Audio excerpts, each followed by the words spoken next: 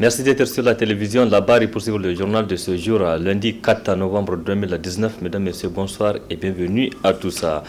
Cette brève pour débuter ce journal est direction ONI où le président de la République, Issifou Mahamadou, a procédé ce jour à l'inauguration des périmètres irrigués de Koni réhabilités grâce au concours du programme MCA.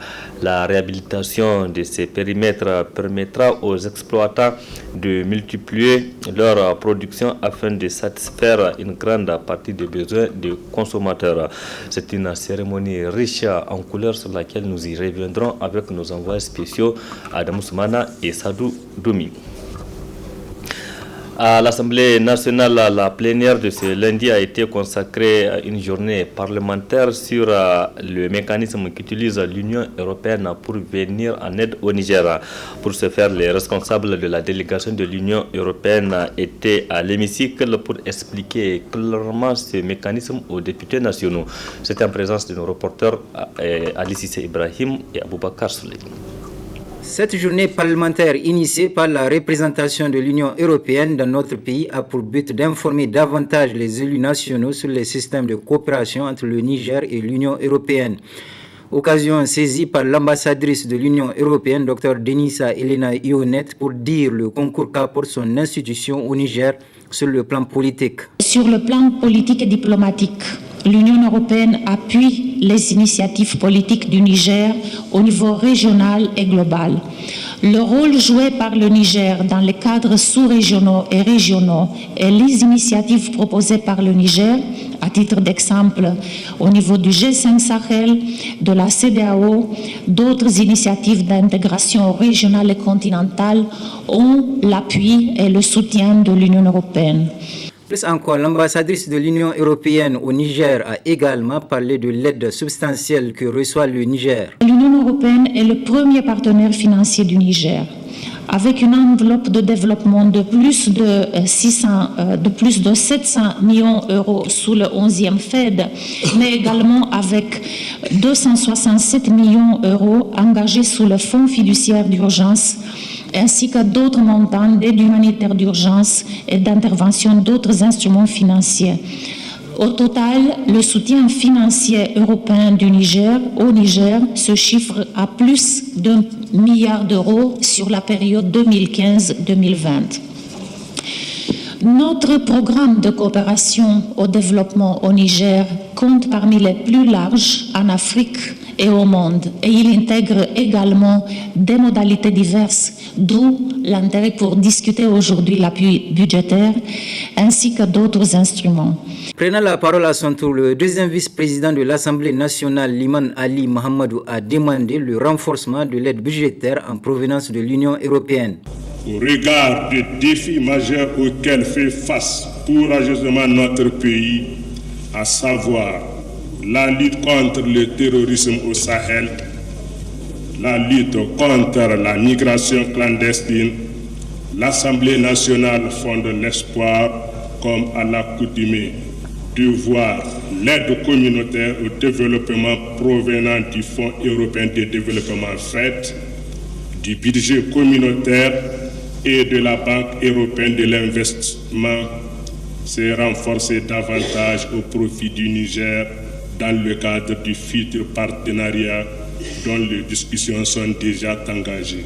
Enfin, il faut noter qu'au cours de cette journée parlementaire, les chargés de programme de l'Union européenne, Abdou Manou et Timothy Dolan, ont successivement expliqué aux députés les mécanismes qui entourent l'octroi de l'aide budgétaire de l'Union européenne à notre pays et le concept de compact pour l'emploi et la croissance en faveur de la mise en œuvre de l'Alliance Afrique-Europe pour des investissements et des emplois durables.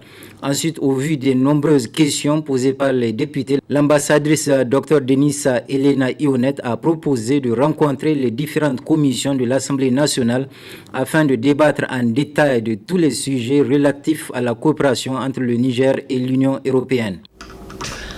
Depuis le 20 août dernier, la frontière du Nigeria avec les autres pays voisins est fermée par les autorités nigérianes pour interdire les trafics frauduleux sur cette frontière. Cette décision vient d'être prolongée jusqu'au 31 janvier 2020, une mesure qui n'est pas sans conséquence sur les activités économiques. Reportage. C'est au moment où les populations des localités frontalières du Nigeria, déjà fatiguées, attendent la réouverture de cette frontière, synonyme de la reprise des activités économiques, que le grand voisin du Sud, le Nigeria, a décidé de prolonger le délai de la fermeture de sa frontière jusqu'au 31 janvier 2020. Une décision dont les conséquences sont incalculables pour les populations des pays concernés, dont le Niger. Le Nigeria a pris sa décision unilatérale. Les gens ne se sont pas préparés. Et je pense que mieux vaut le produit que sa rareté. Donc, que nous acceptons les choses comme ça. Et que nous puissions réfléchir ensemble pour trouver une solution. Et je sais que nul pays ne peut être indépendant. Dire qu'il ne va pas dépendre de quelqu'un, ce pays n'est pas là.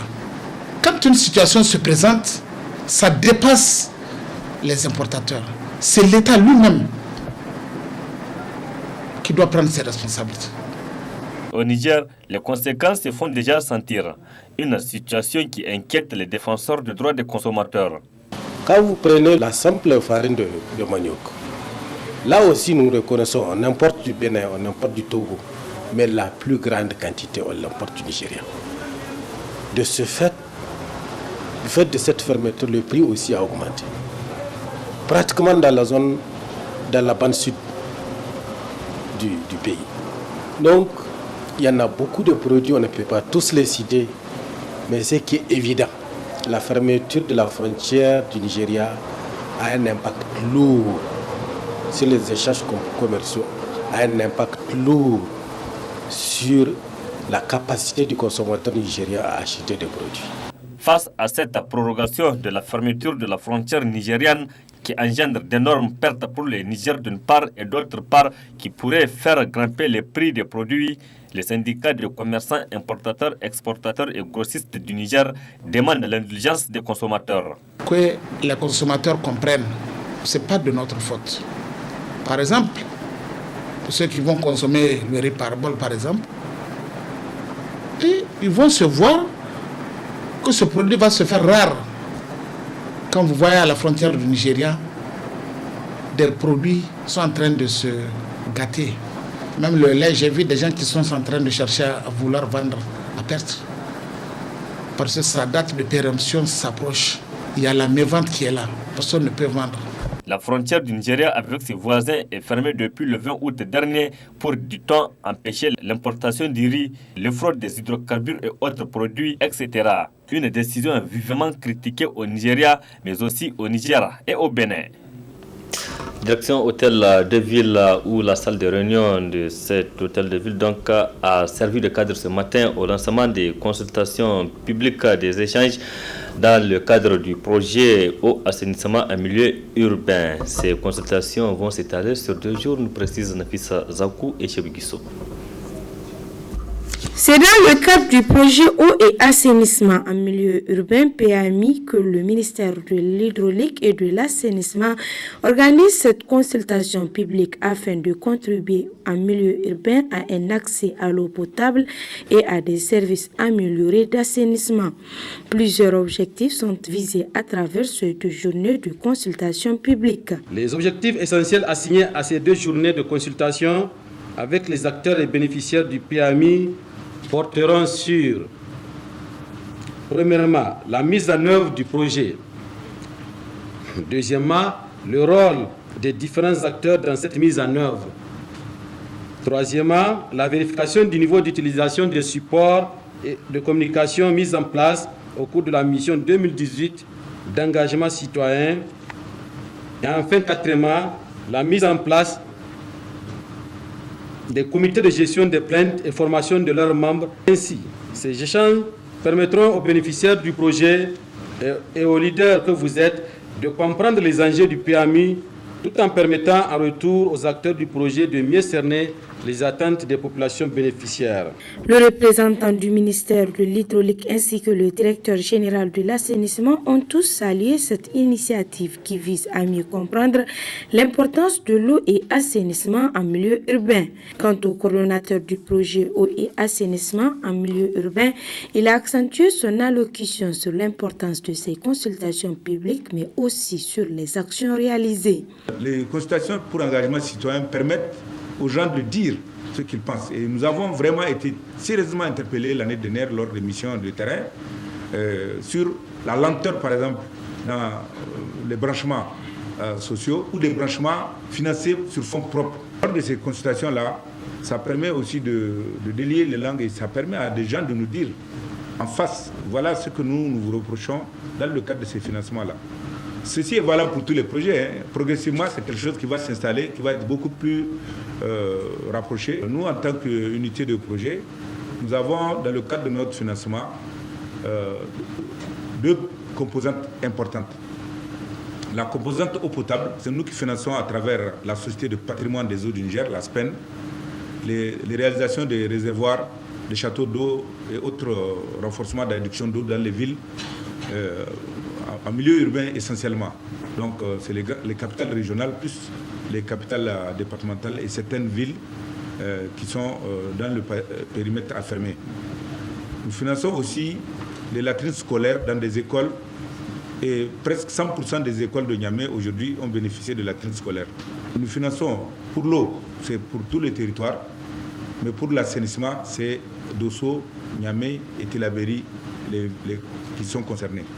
Au cours de ces assises d'engagement citoyen, la deuxième du JAR sera mise en place un comité de gestion des plaintes qui bénéficiera d'une formation au cours de laquelle les différents acteurs seront outillés pour prendre en charge les éventuelles plaintes qui seront enregistrées. Depuis ce matin du recensement biométrique des agents de l'État, objectif étant de maîtriser l'effectif des agents de l'État et la masse salariale. En tout cas, une de nos équipes a fait le tour de deux sites de cette opération ce matin. Malheureusement, sur ces deux sites, cette opération n'a pas débuté pour impréparation, nous rapporte Arieta Salah et Halil Bourema. Le recensement biométrique des agents de l'État, des retraités et des étudiants bénéficiaires de l'aide sociale doit en principe débuter ce lundi 4 novembre sur l'étendue du territoire national. Malheureusement, sur deux sites que nous avons visités, à savoir l'IFTIC et l'immeuble Guess, l'opération n'a pas encore commencé.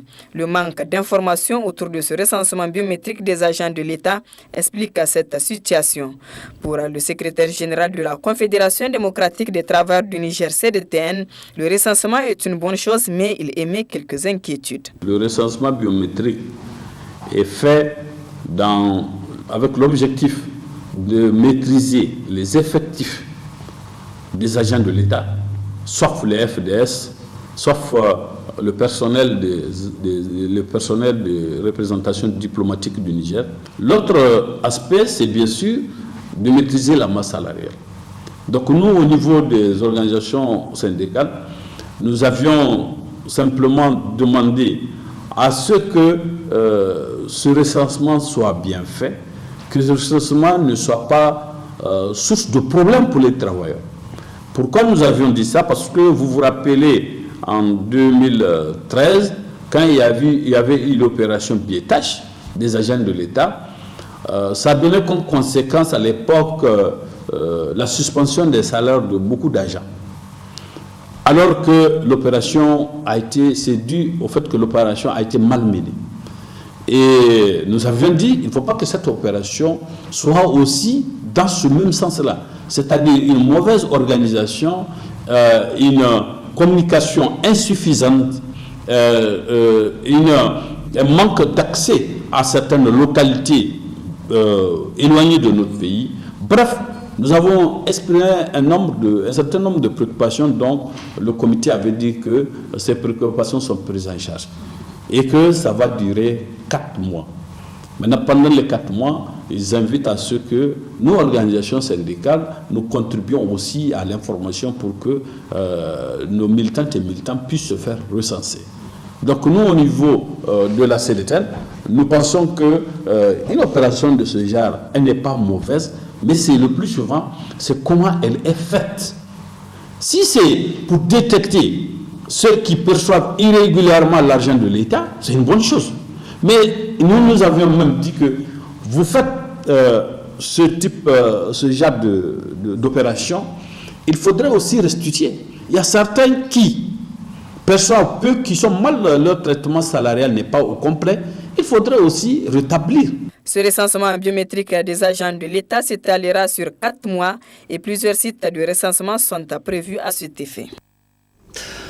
Suite à un point de presse animé par l'USTN qui réclamait des sièges au niveau du conseil d'administration de la Caisse nationale, le secrétaire général de la CDTN, Djibril, a réagi en rappelant à l'USTN que les sièges reviennent aux centrales syndicales les plus représentatives. Retrouvons Djibril Idrissa.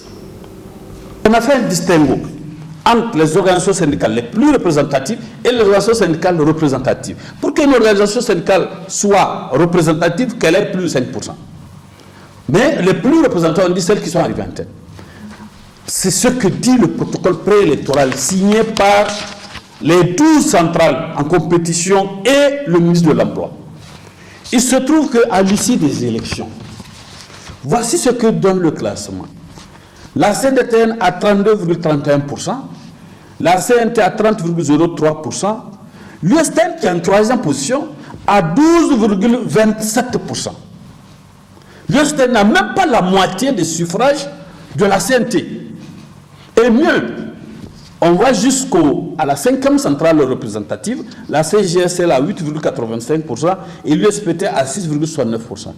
Même si on cumule les suffrages des 3 centrales, c'est-à-dire la 3e, la 4e, la 5e, le total du cumul ne fait pas les suffrages de la CNT, à plus forte raison les suffrages de la CDTN. Donc le ministre, sur cette base, quand il s'agit de la désignation pour les membres du conseil d'administration de la Caisse nationale de sécurité sociale, a demandé à la CDTN, par lettre, de demander de désigner 2 représentants et à la CNT de désigner 2 représentants. Voici là où est parti le problème. Maintenant, la lecture que fait l'USTN, parce qu'il faut ça, c'est penser que, on va dire, la première a une place, la deuxième a une place, la troisième a une place, la 4e centrale a une place. Mais aujourd'hui, regardez, la différence de voix entre l'USTN et la CNT, ça fait 18%. La différence de voix entre l'USTN et la CDTN, ça fait plus de 20%. Est-ce que nous, dans cette clé de répartition, nous allons accepter qu'on nous donne le même nombre de sièges que l'USTN? Dans ce cas, pourquoi on a fait les élections? Djibril Idrissa, le secrétaire général de la Confédération nigérienne des travailleurs CDTN, sur la répartition donc des sièges à la représentation donc au niveau de la Caisse nationale. Point final de cette édition, mesdames et messieurs. Merci à vous de l'avoir suivi. Restez en compagnie du programme de la télévision Labari. Au revoir, excellente nuit à toutes et à tous.